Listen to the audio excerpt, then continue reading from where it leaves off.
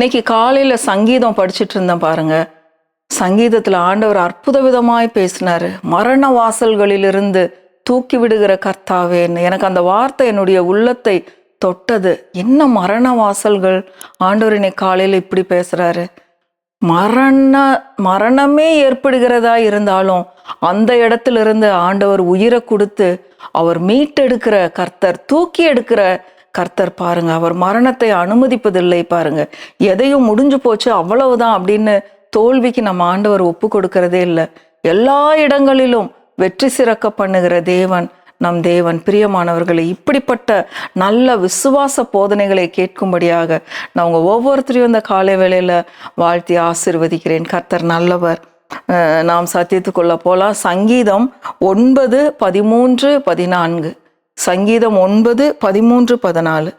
மரண வாசல்களிலிருந்து என்னை தூக்கி விடுகிற கர்த்தாவே, நான் உம்முடைய துதிகளை எல்லாம் சீயோன் குமாரத்தியின் வாசல்களில் விவரித்து உம்முடைய ரட்சிப்பினால் களி கூறும்படிக்கு தேவரீர் எனக்கு இறங்கி என்னை பகைக்கிறவர்களால் எனக்கு வரும் துன்பத்தை நோக்கி பாரும்.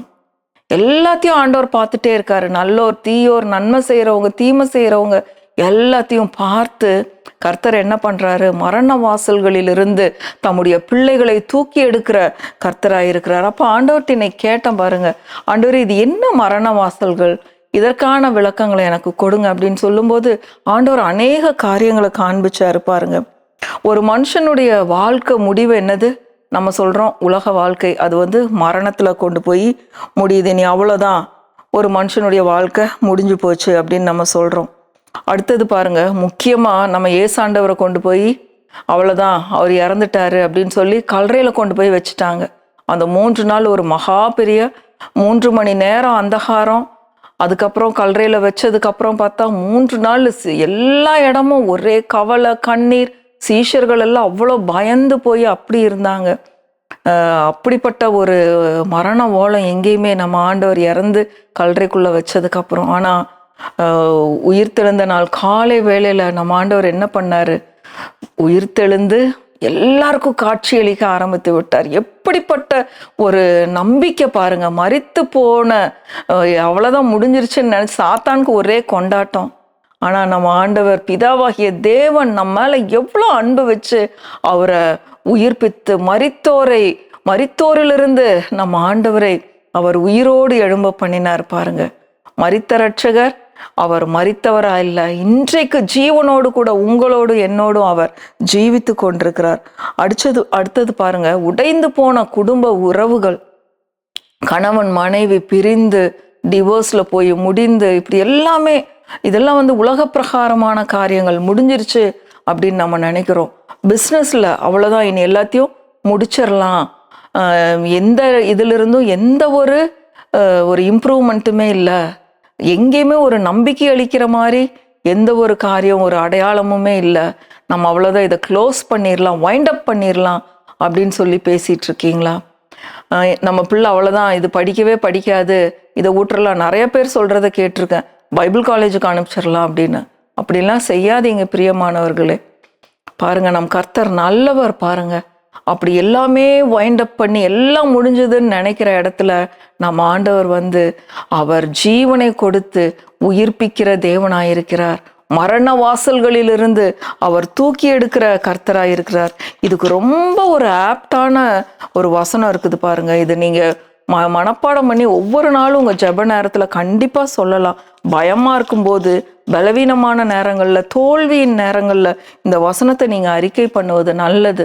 ரோமர் 8:11. ரோமர் 8:11. அன்றியும் இயேசுவை மரித்தோரிலிருந்து எழுப்பினவருடைய ஆவி உங்களில் வாசமாயிருந்தால், கிறிஸ்துவை மரித்தோரிலிருந்து எழுப்பினவர் உங்களில் வாசமாயிருக்கிற தம்முடைய ஆவியினாலே சாவுக்கு ஏதுவான உங்கள் சரீரங்களையும் உயிர்ப்பிப்பார். கிறிஸ்துவை மரித்தோரிலிருந்து எழுப்புறதுக்கு பிதாவாகிய தேவன் தம்முடைய ஆவியை அனுப்பி, ஆவியானவரை கொண்டு மரித்தோரிலிருந்து இந்த இரட்சகரை இயேசு கிறிஸ்துவை எழும்ப பண்ணினார் பாருங்க. அதே ஆவியானவர் உங்களுக்குள்ளும் எனக்குள்ளும் வாசம் பண்ணி கொண்டிருக்கிறார். கிறிஸ்துவை மரித்தோரிலிருந்து எழுப்பின அதே ஆவியானவர் உங்களுக்குள்ளும் எனக்குள்ளும் வாசம் பண்ணி கொண்டிருக்கிறார். அந்த ஆவியானவர் என்ன பண்ணுவாராம், சாவுக்கேதுவான நம் சரீரங்களை, சாவுக்கேதுவான உங்க உடைந்து போன குடும்ப உறவுகளை, உடைந்து போன தொழிலை, தோல்வியுற்ற தொழிலை, பிள்ளைங்க படிக்க முடியாம அவ்வளோ மக்குன்னு சொல்லி நீங்க ஒதுக்கி வச்சிருக்கிற அப்படிப்பட்ட நிலைமையிலிருந்து அவர் தூக்கி எடுக்கிற தேவனா இருக்கிறார். இதுதான் மரண வாசல்கள் அப்படின்னு ஆண்டவர் வெளிப்படுத்தினார் பாருங்க. எல்லாம் முடிஞ்சது அப்படின்னு சொல்ற இடத்துல அவர் தம்முடைய ஆவியை ஊதி, ஆவியானவரை அனுப்பி அந்த இடத்திலிருந்து உயிர் பெற செய்கிறார்.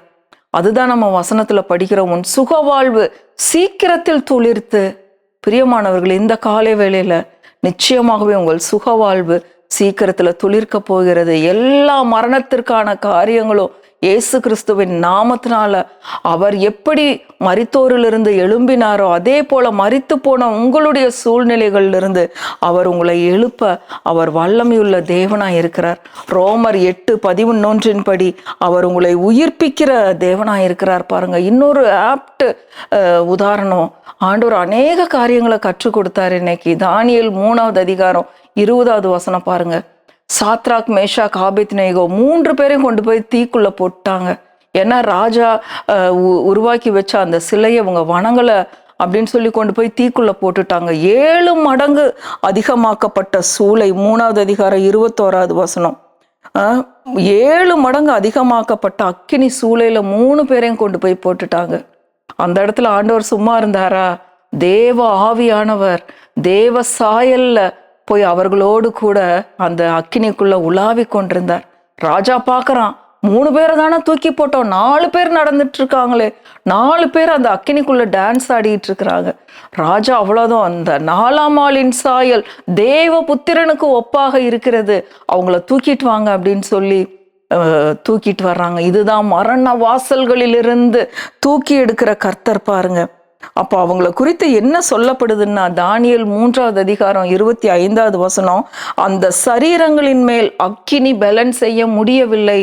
உங்க மேல கர்த்தருடைய ஆவியானவர் உங்க மேல இருக்கிறதுனால அக்கினி பலன் செய்ய முடியாது. இயேசுவின் நாமத்தினால உங்க தலைமயிர் கருகாது.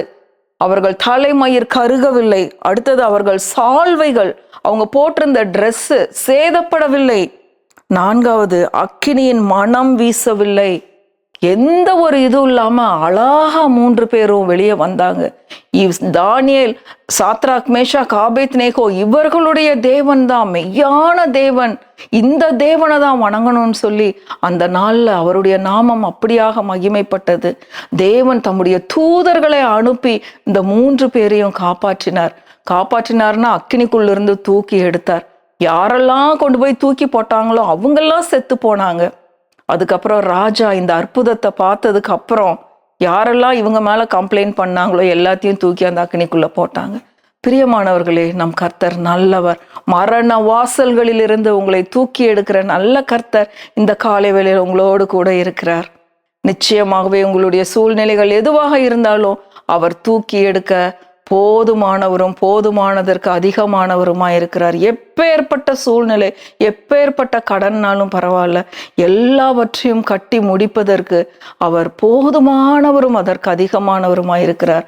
அவர் அன்பானவர், இரக்கமுள்ளவர், இறங்குகிற கர்த்தர், உதவி செய்கிற கர்த்தர், ஓடோடி வந்து உதவி செய்கிறவர். இந்த நாள் அவரை நம்புங்க, அவரை ஏற்றுக்கொள்ளுங்க. இந்த வசனங்கள் எல்லாம் எடுத்து உங்க வாயில அறிக்கை பண்ணுங்க. நிச்சயமாகவே அவர் தம்மை தேடுகிறவர்களை கைவிடுகிறதில்லை. கர்த்தர் நல்லவர், அவரை துதியுங்கள், அவர் கிருபை என்றும் உள்ளது. ஆமென், ஆமென், ஆமென்.